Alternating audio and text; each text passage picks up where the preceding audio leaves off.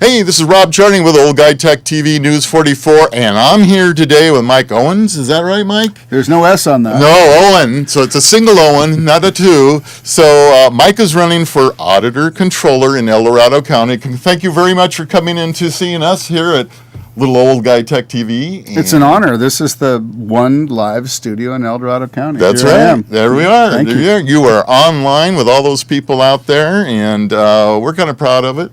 So You should be. hey, let's tell everybody out there what number to call. Looks like we need to call what, Mike? It's 530-621-1210. There you go, 621-2010. Let's get those phones ringing so we can get some questions in for Mike. But in the meantime, we've got some things. So first of all, I just want to get a little feeling for, what you've done and what made you decide to run. So here's the nutshell. I'm an El Dorado County boy, Yeah. and I'm a native son. Went to El Dorado High School. I still hold the sports record for the most strikeouts. Wow.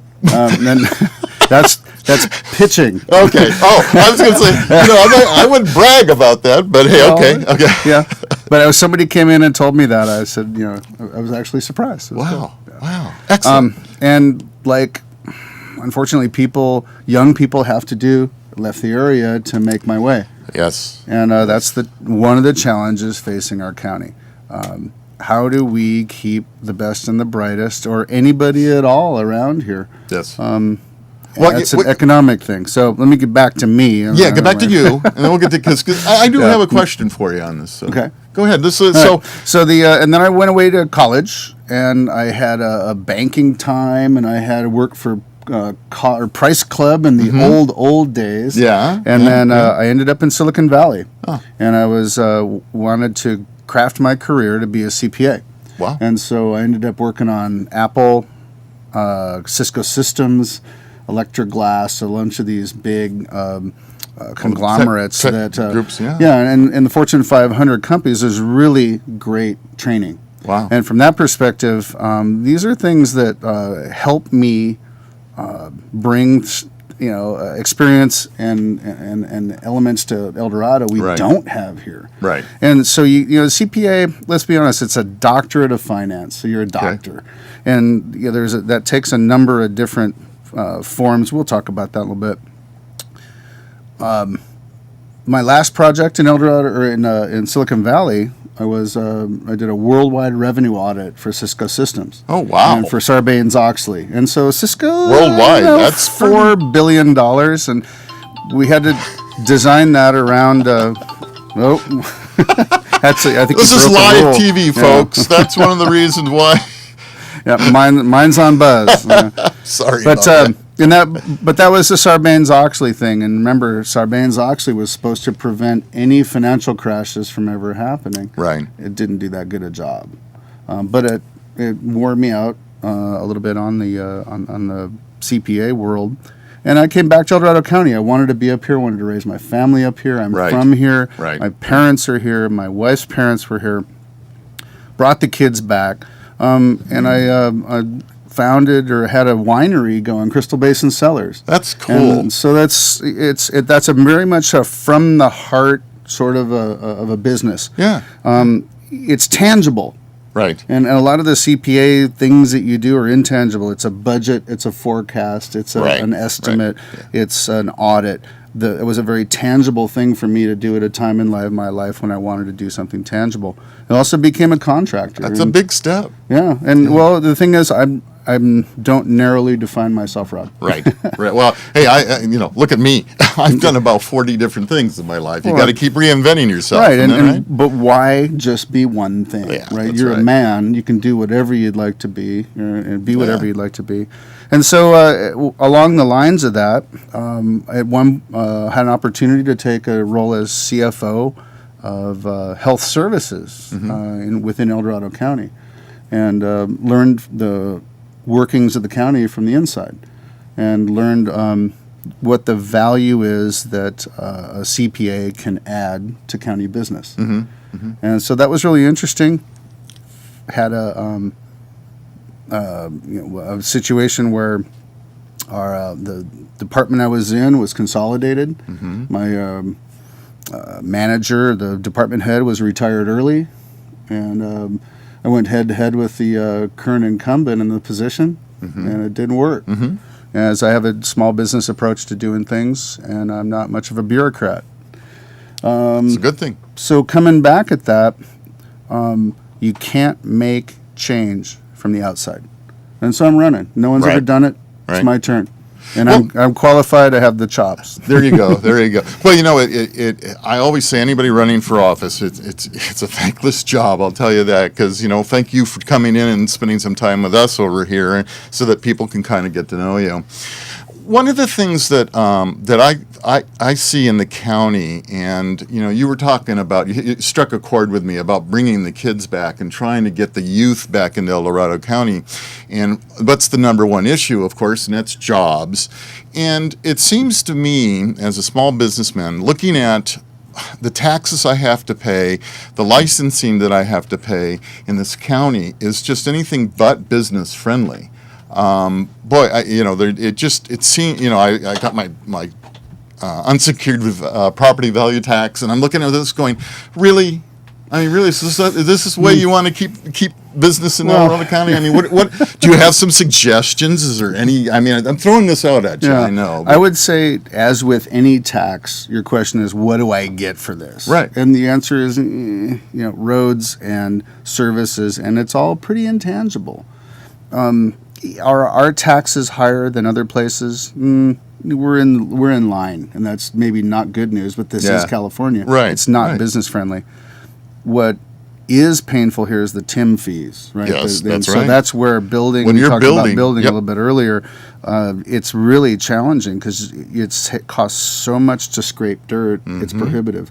And the odd thing is, we're a very conservative Republican county, but we haven't figured out how to adopt Reaganism, which is lower taxes, lower fees, and you get more activity. And I was chairman of the Economic Advisory Commission for the county in 2006 and 7. So I got to play this and participate before all the wheels came off. And that was a challenging time, and then the context of that changed.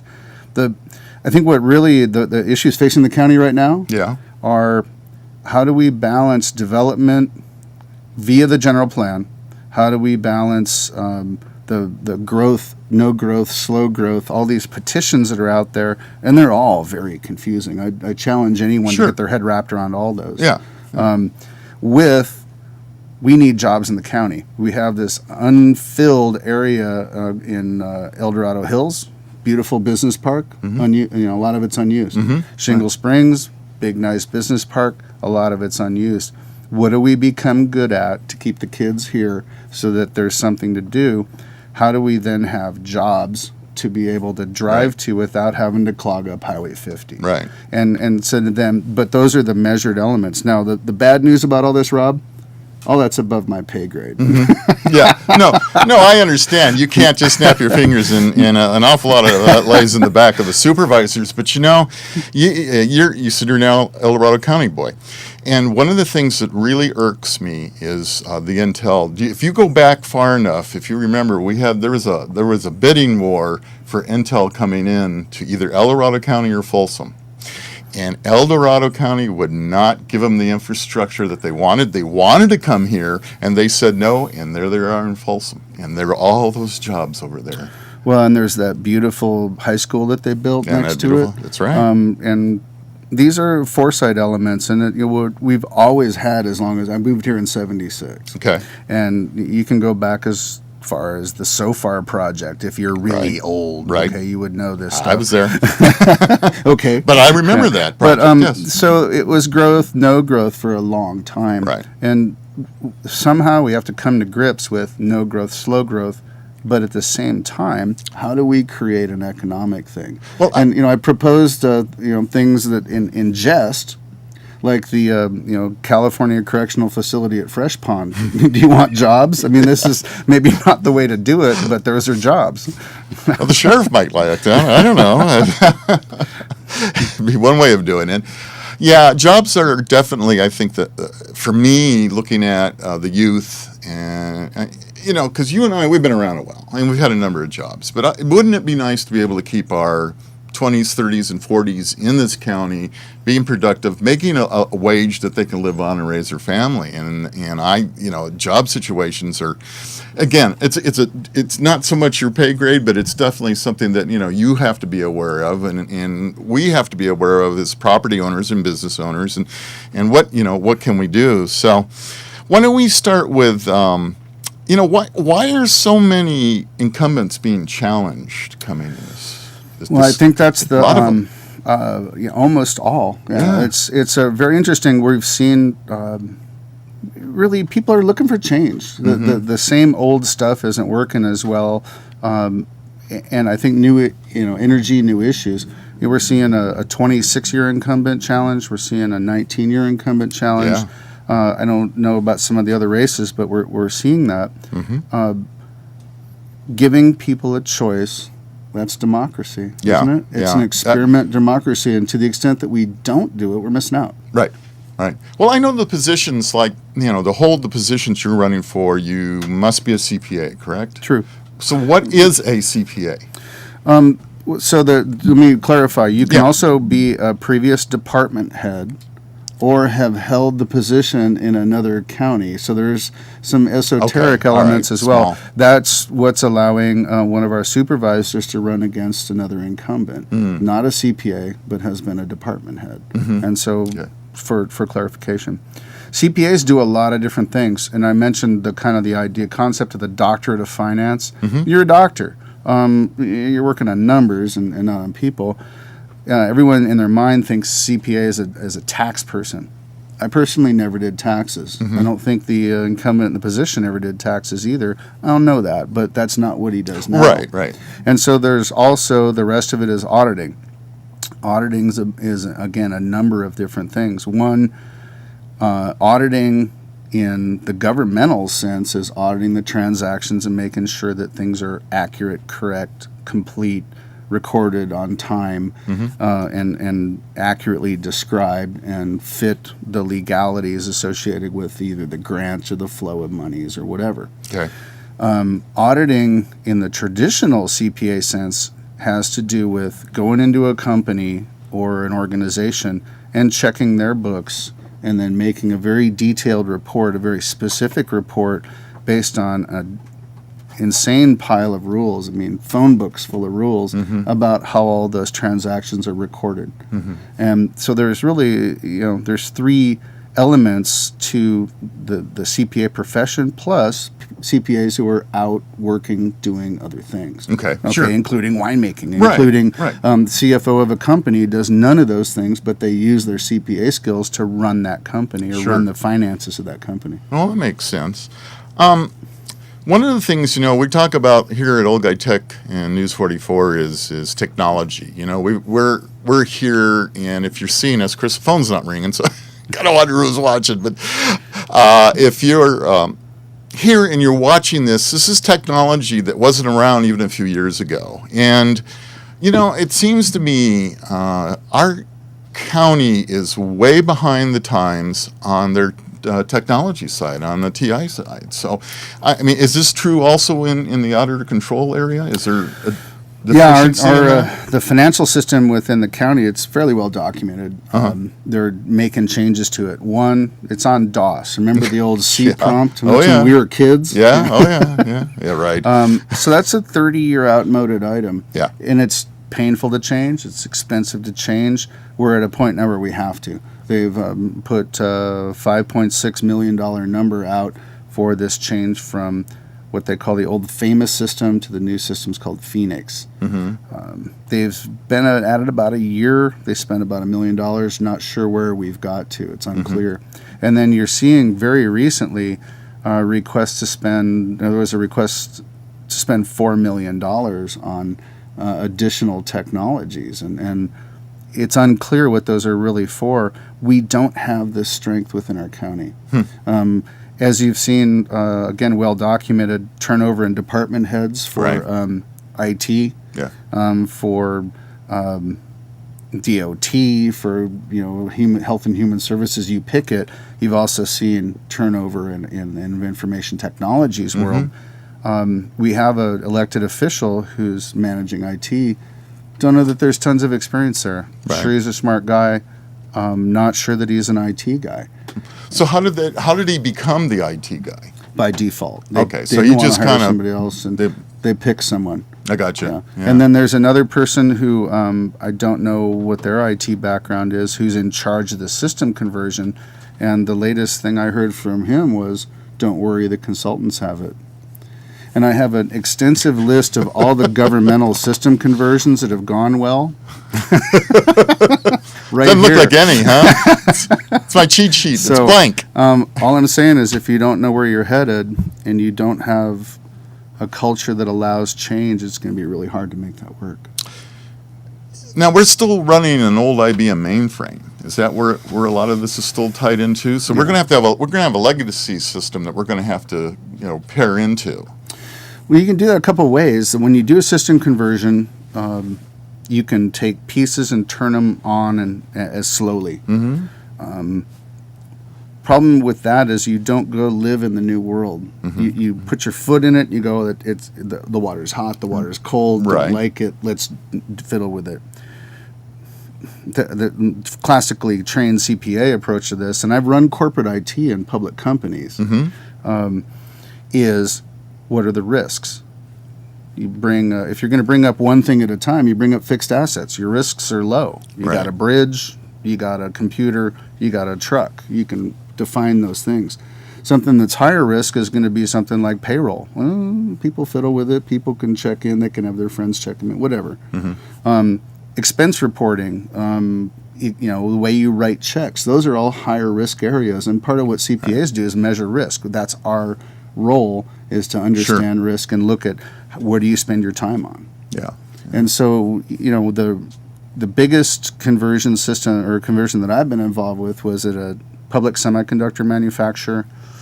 We converted from Great Plains, which is an old accounting software, to Oracle, which is a big time, probably the second most intense ERP system in the world, next to SAP.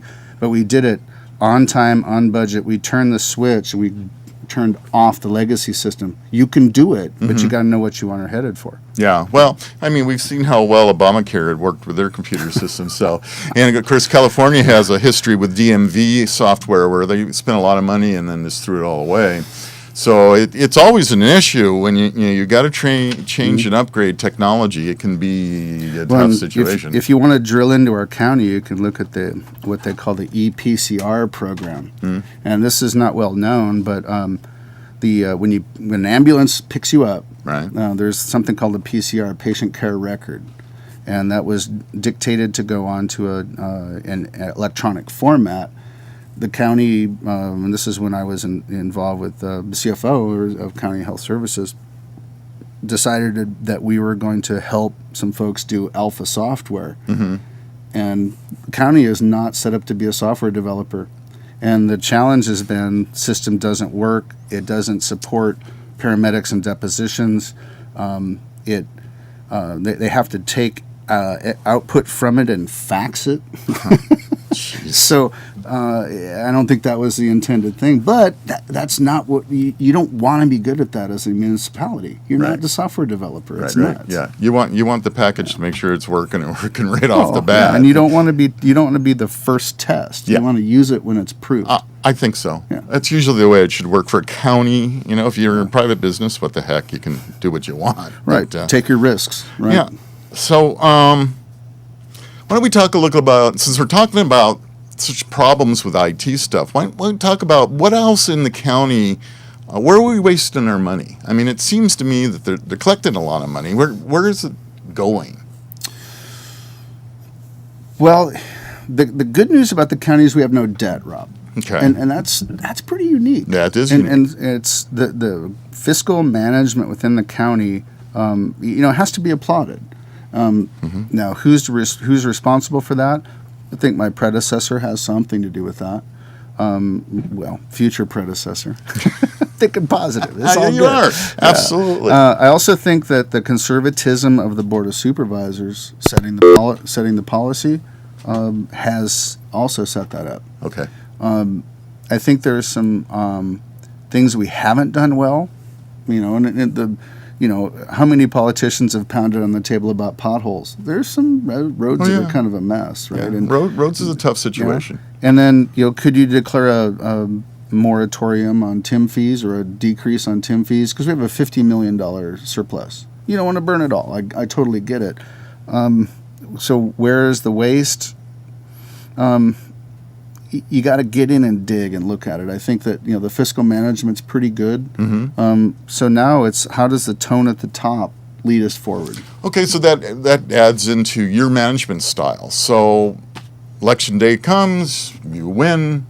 Tell me a little bit. How are you going to handle the transition, and what's your plans moving forward?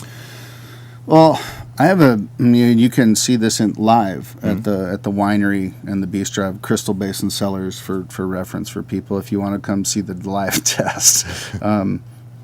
It's a collaborative management style. In other words, no one has a script. Your role is to make customers happy. Your role is to clean. Your role is to make wine. Your role is, and I'm not going to tell you what to do. And it's called a transformative management style. What we have at the county now is what's called a transactional management style, thou shalt. And the challenge with where we're at, and think of it this way instead of using the buzzwords, think of whack-a-mole. Okay. So the style at the county is kind of whack-a-mole. Stick your head up, boom. Stick your head up, boom. And so right now, let's say we wanted to put in a new system that we paid $5.6 million for, which we are doing. Right. And no one can really have a new idea. And are we doomed to put the old operating procedures into a brand new system that we paid $1 zillion for? That's a Model T engine in a Ferrari. Yeah. And so that element of coaching, mentoring, change, isn't currently there. And that's a tone at the top thing. Interesting. And getting the studies done for my CPA. So a lot of things about organizational structure and organizational management that haven't changed in 19 years. How about that? So how has the turnover? I know nothing about the auditor controller office, to be honest with you. I mean, since that individual's been in for a long time, we haven't really looked at that. I haven't studied it, but how's the personnel turnover in that department? Do you have any ideas? Is it running smooth or? In that particular department, they have a very strong loyalty. Okay. And I think they're technically sound. The challenge there, and what I always worked against in the corporate finance roles that I've had, is the black box mentality. Finance asks for a budget. Finance asks for a check request. Finance asks for this. Finance asks for that, and nothing ever comes out. And you call up, where's the check? Right. Am I on budget? What's the info? Did you book my entry? And nothing ever comes out, and that's a black box. And I believe after having worked at the county, that's the situation we're in now. It doesn't help department heads run their business. It doesn't help but department heads be accountable, which is what we want. And that lack of information. I mean, you were in here with the sheriff a little bit earlier. There's a $1.5 million set of journal entries that are blocked by the auditor's office right now. And explain that. The way that the system's set up now, journal entries are submitted. They can be either booked or not booked by the auditor's office. Booked, meaning it's on the books to happen? Put it into the general ledger, which is where all the transactions are recorded. Right. And so you find yourself wondering what's going to get booked. And let's say you have a state grant. And the state grant says, what did you spend? Right. Well, here's what's in the books, and here's what we have put up there but isn't booked yet. And we don't know what's really going to go through and what's going to be allowed. And how are we doing? Is this going to get booked? Right. Those things are not being answered. It's black box. So that's really the manager's responsibility? It's the department head and the auditor controller role. Yeah, because it's a service function. It's not the sixth supervisor. It's not a policy-making role.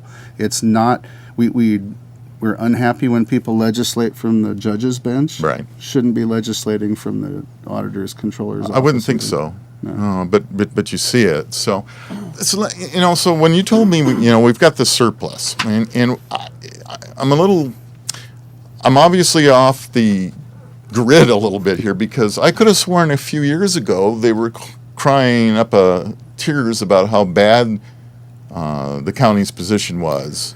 Was that true? Was it scare tactics? Was that something that this wasn't really true? Or Well, this is where the art and the voodoo of accounting come together. okay, The science is booking it.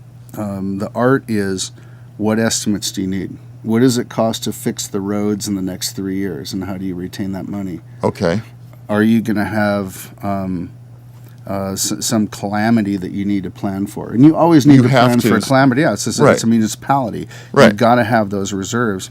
Reserves are subject to judgment. okay, And when the tax rolls are decreasing because of economic issues, the future looks dark. right, And I think you see the opposite of that when you saw the things all going up and to the right for the early part of the 2000s. A lot of municipalities overspent because they thought it would always, would keep always going. get better. Right. And you see pension promises that were made then that are Okay. going to be very difficult to keep now. Again, our county did a good job. We don't have as bad a problem as some other places. We've got one, and you can go. So to it's any still minutes- it's still a problem. Oh, it's in the hundreds of millions. Okay. It's an unfunded pension. Right, right. And so what they've done is newer employees are getting a lesser pension promise. Makes sense. And really, that's across the board for the state. The old covenant, if you will, isn't there anymore. Yeah. Here's the new deal. And I don't mean that in a Right. FDR meaning, but here's Sure. the lesser of a promise for the future. Huh, that's interesting. We still haven't got any calls, and we're getting almost to the 30 minutes. So let's 621-1210. Hey, somebody out there want to ask Mike a question? This is a good time to do it. All right, so I'm still having a little bit of trouble wrapping my head around exactly what it is the auditor controller does. Now, it's got two names, so that must mean it has two functions. Yeah, the auditor. Well, so think of the role as a whole is who pays the bills in your house, Rob. Okay. Okay, and so your job. There's your goal. Yeah, your job is to not pay the wrong bills, not pay them twice, buy stuff right, buy them legally. Yeah, they're supposed to be paying right. Hey, you're on Old Guy Tech TV with Rob and Mike, and if you have your computer speakers on, please make sure they're off. Your job is to not pay the rent. See, there's the delay. We're just like a regular radio station. You there with us? Yeah, I am. Okay. Just turn my computer off. Oh, good. So who do we have? My name's Jack. Oh, hi. How are you? And what questions do you have for Mike? I want to know what he knows about waste of spending or misuse of attorney fees by the county, monies that were spent that should have never been spent. Well, boy, I can't wait to get in and dig in on that. One of my plans is to have a major crash in our studio. Yeah.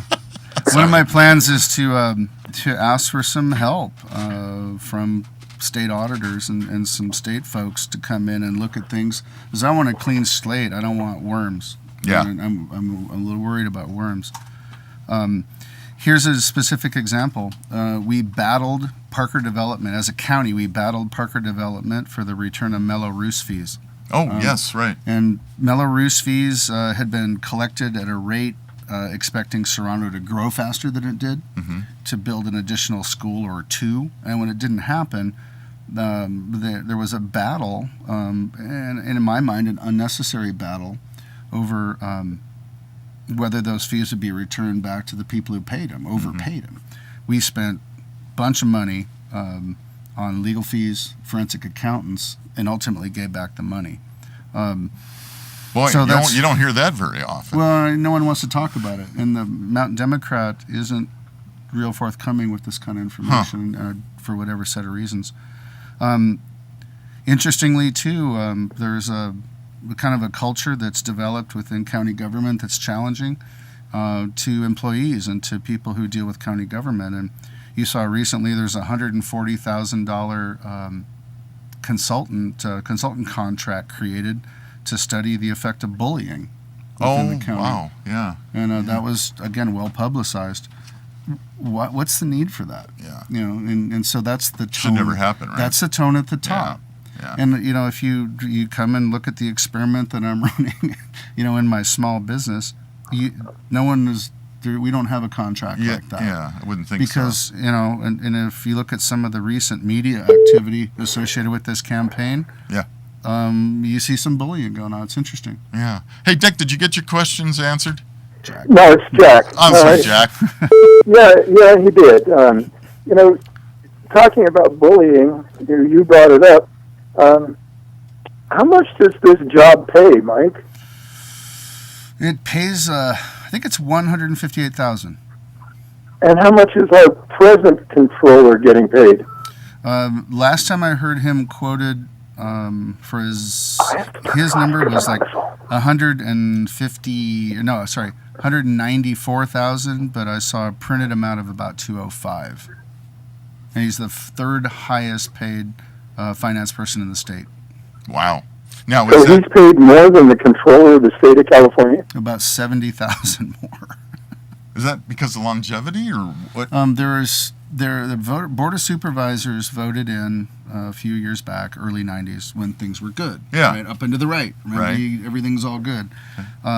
They voted in a bonus, a graduated bonus for the longer you work for the county, you would get a longevity bonus, and it was to retain workers. Mm-hmm. And it's well documented again that our municipal pay isn't as high as some other folks or other counties around us. Right. So there was a 10% bump for functionally getting reelected. Then there was another 10% bump for being a CPA, which is a condition of the That role. doesn't seem right. And so Is that legal? well, the board of directors voted it in, and Board of Supervisors? and board of supervisors, right? And so the challenge there, they didn't exempt elected officials. Now they've since changed that in 2015 going forward. That'll be retracted back to whatever the. I would think that would be like a judge running to become a lawyer running to become a judge, but he isn't a lawyer, and so he gets it because the judge he gets a bump for that. I mean that makes no sense. Well, so being chest beating and being the county watchdog and being the person who's watching out for taxpayers' funds, yet taking those bumps. Yeah. I think those are incongruous. Now, is that something that other counties have done? I mean, we're not unique in that. Well, not to my knowledge. Okay. I think that those were elements that were enacted to set up incentives for people to stay, to retain talent. Okay, all right. But I think they forgot to exempt elected officials. Mm-hmm. And so now you'll notice in this change, sheriffs cut back. All the other long-term elected officials are cut back. Right. And interesting, the supervisors make 75 or 80,000. They serve, I would say, inexpensively for the amount of time they put sure in. do. Yeah. Oh yeah, absolutely. So well, that's interesting. I never knock somebody for making as much as they can make, but that does seem like that's an awful lot of money. You can't say that you're the watchdog and look good doing it. Well, that's probably true, isn't it? Yeah. I don't know. All right. Well, how about that? Did we get your questions answered? I think you did. Hey, thank you so much for calling. I think we got somebody else who's trying to get in too. Great, thanks. Thank you very much. So we'll see if we get the phone to ring again. Whoever was, because we got a beep going, that told me somebody else was trying to get in here. So, that's really interesting. I had no idea on the pay situation that other auditor controllers, I mean, like the auditor controller of Los Angeles County and some of the big ones must make a fair amount of money. I mean, they did a pretty big job, right? They're much larger in scale. Yeah. And the interesting thing is some municipalities and counties have appointed auditor controllers and not elected. So that's a lot like a sheriff's situation, the difference between a sheriff and a chief of police. Exactly. Yeah. Hi, this is Rob with Old Guy Tech. You're here with Mike Owen, and what can we do? I'd like to ask Mr. Owen about the high turnover of the department head personnel, and if the auditor has any control or can help them stay on or help find better people that will stay. Well, Mike, what do you think? Yeah, I can speak from my experience there. The county has a pretty extensive hiring process. You can't sneak your way in. You have to have credentials. You have to pass a fingerprint test. You have to have a background check. You have to have experience. You have to in order to get the role. You have group interviews, and so the county has a very specific and functional process to choose the people they want to be their department heads, and hopefully they choose them for leadership skills as well. So I'm gonna answer the question in the context of retention. It's well known, and again, it was documented in some of the conversations that HR has had in front of the board recently. We've had 11 HR directors in 10 years. Wow. Were all of them that horrible? No, but if our process is that broken, we need a new process. I'm going to argue that the process isn't that broken. I'm going to say it has something to do with the tone at the top. And it's... Yeah, so this goes back to this bullying. I didn't realize our county was involved with it. I happened to hear something on Fox News not too long ago, and people were talking about relating women to that term of bullying. And but so we've hired... is it a company that comes in to study this? Yeah, was a consulting contract signed for $140,000. $140,000 for a contract to study if we have a problem? Right, because and this is my understanding of this, so don't take it out of context. I think our caller dropped off. You there? That's right. Yeah. So the context on that is if you encounter bullying as an employee, you have recourse within the law. Okay. Right? You can go to your manager, you can go to HR, you can say, hey, look, here's the documented situations where I'm uncomfortable doing my job. And it can be overdone. It can be used as an excuse. But 11 heads in 10 years is a lot. And that's just one department. Wow. I can look at mental health, same thing exists. I can look at public health, same thing exists. They consolidated public health and mental health and health and human services. They turned over that one too. It's on and on. So is it the tone at the top? I'm going to argue that it is. I'm going to argue that that's that kind of whack-a-mole approach to management. And that's 19 years old or it's older. Wow. And so you hire really smart people, and then you frustrate them so that they either don't make their tenure or they leave because things are better. I'll be darned. Yeah, and these are people who are not dumb. They couldn't get the job if they were. Yeah. Right. So then something in the system is definitely broken. Yeah, you see some dysfunction going on within our county leaders. I mean, personally, I'm very tired of seeing our county kind of held up by the tail and paddled in the Sacramento media market, and we look like a tent full of bozos. We have such a great county, and I've talked to any number of citizens and constituents who are like, what we've got here is such a gem, and internally we just spend so much time battling. It's very counterproductive. I'm not going to do that. Right. That's not my style. Well, it's part of it is like when I talked to you in the beginning about, the first thing off the bat is I congratulate you for running. That alone is one of those issues, where it's hard to get, I'll be real honest with this, I think. It's hard to get real, good, successful people to run for office. One, like you said, the salaries for a supervisor are awfully low. So, I mean, the people that, the good managers and the good executives that might consider running right away, they look, geez, I'm going to lose half of my pay just to be, become a supervisor. And then the amount of work, that's what amazes me. That's why I'm so grateful that you came into our little studio here and spent the time, because I know what your schedule's like. You're running around crazy, and everybody who runs their office, that's what they go through is just, handshaking and trying to meet everybody. But you need to get that message out, and that's why I hope that you're here and you're getting that message out and people can see it. And you need to make this decision out there, folks. If how do you feel about it? And, Mike's pointed out some things, and I have no idea if the other person's going to come into our studio or not. We haven't heard. But I've got to really compliment you on just wanting to run and also get this information out. I think that's what's important because I had no clue. I had no idea. And thanks very much for that compliment. It's you have to be kind of devoted to it. And I talked a little bit about the Economic Advisory Commission. Yeah. I love the county. I want to serve the county. I went to work as CFO of Health Services because I knew I could do a good job doing it. And I had melded a team. Interestingly, here's another element of the management style. I had 2 open recs the whole year I was there. Yeah. And that means I could have hired 2 more people. I didn't hire them. Now, is that because I don't like jobs? It's not that.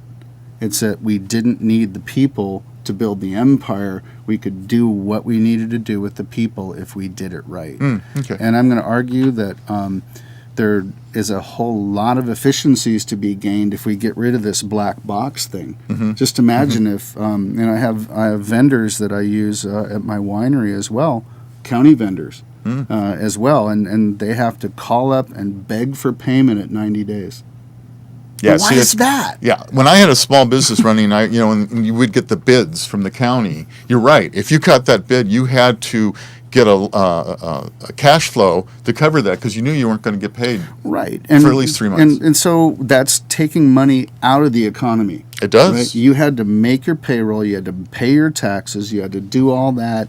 Elements of keeping your business open while the county with the $50 million surplus and that was the problem with small business. They were small business unfriendly because we didn't have the cash flow to carry through to those 90 days that you were, on your receivables. Right. Couldn't do it.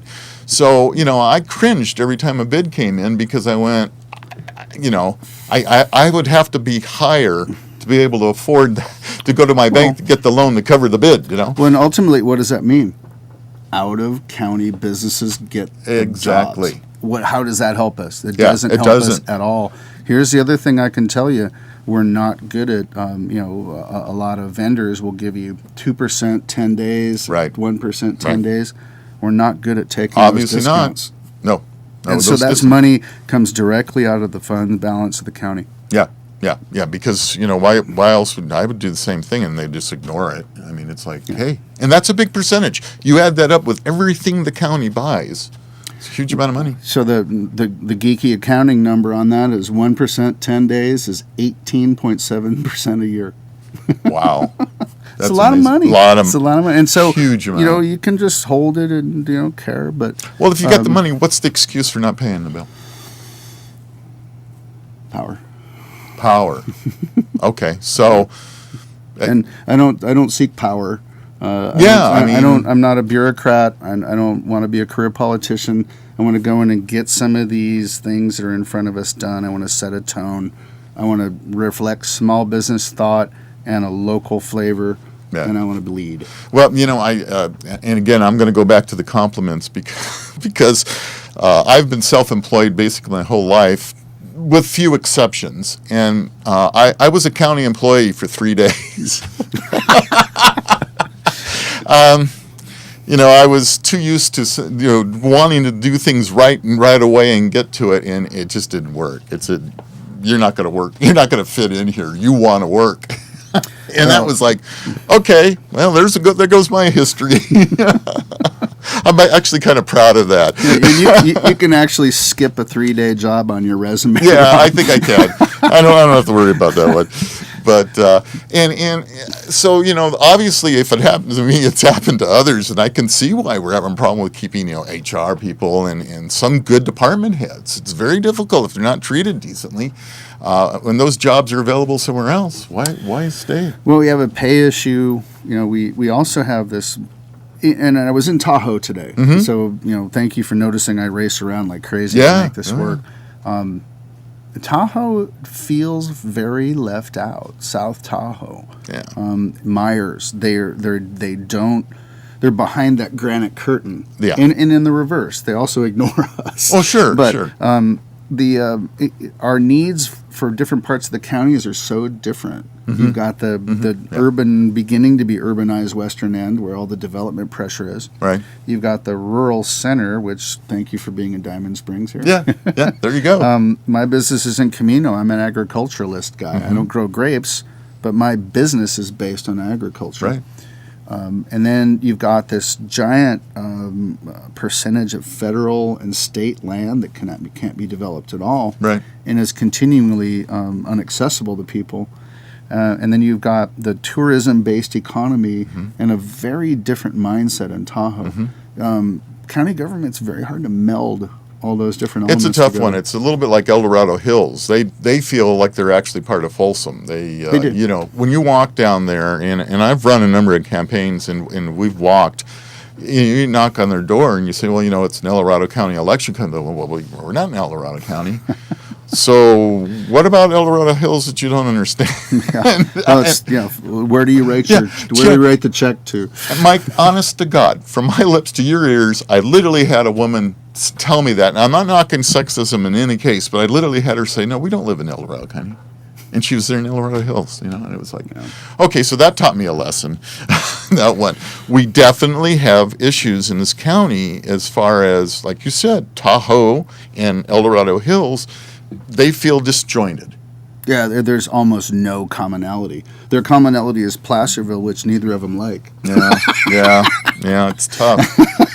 So how do you find? There's another subject that I want to touch on a little bit, and it seems to me we're having an issue with facilities.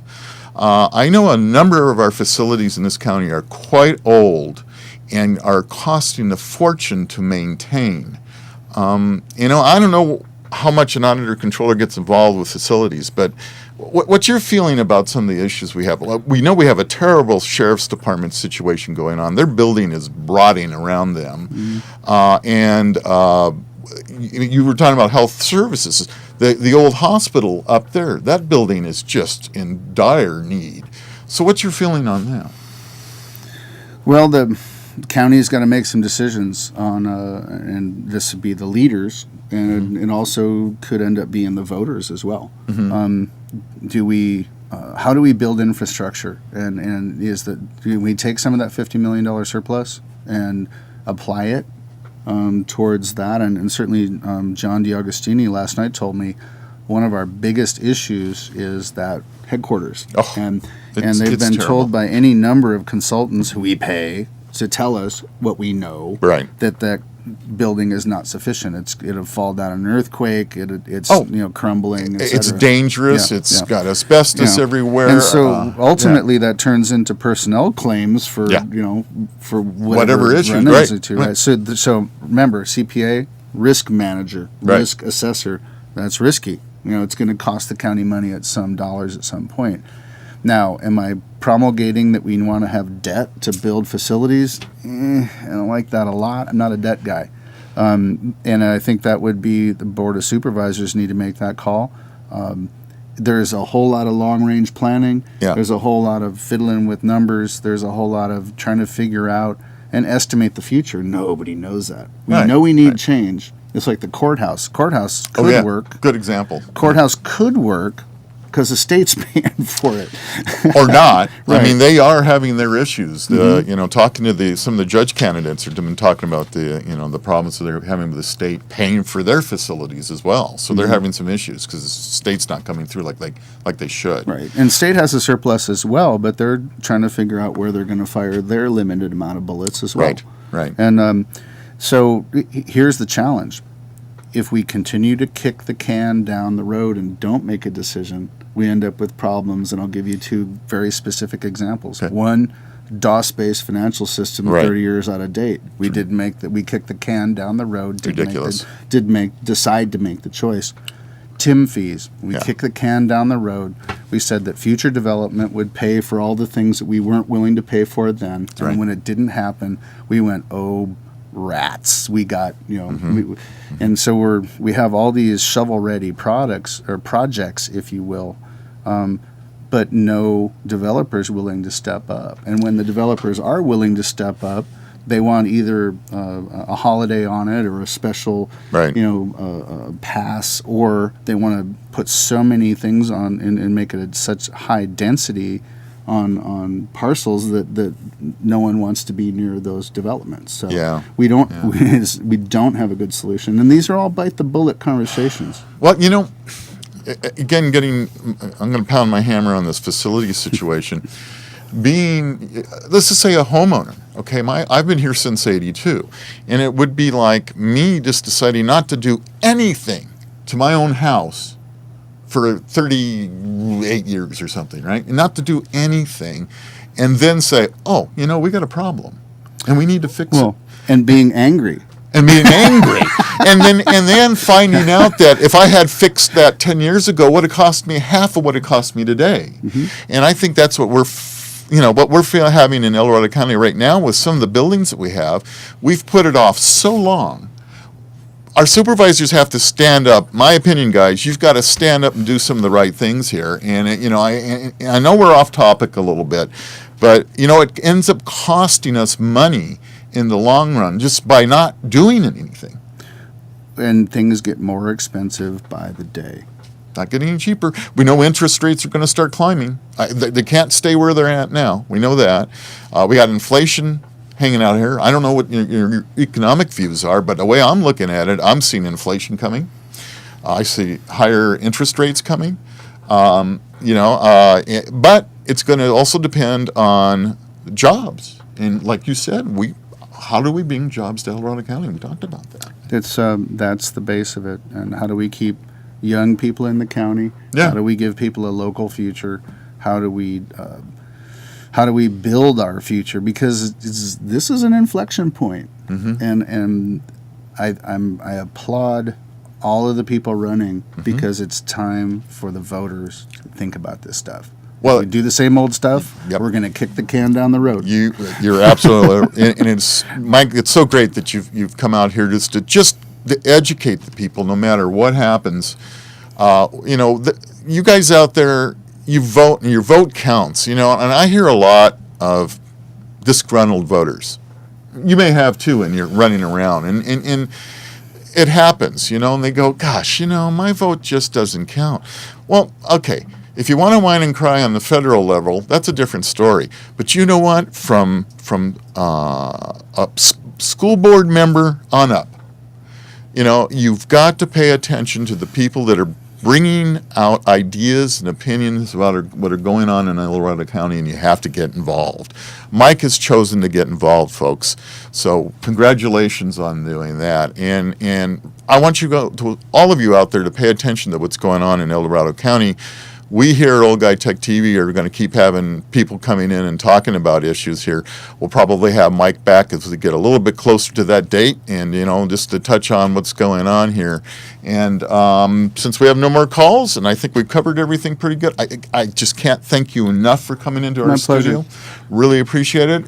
You want to give a little wrap up here? Yeah, it's a June 6th election. This 6th. Is not going to stretch out to November, and right. I'm pretty happy about that. I want to campaign for that long. I think it's an arduous effort.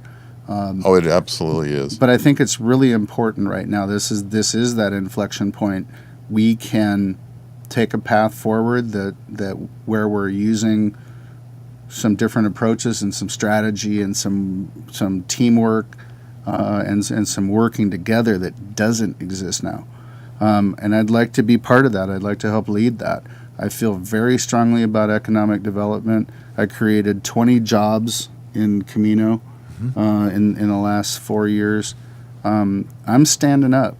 I can measure risk. Doesn't mean I won't take risk. But I'll do it with my money, not the county's money. I want to hear what the supervisors want to do.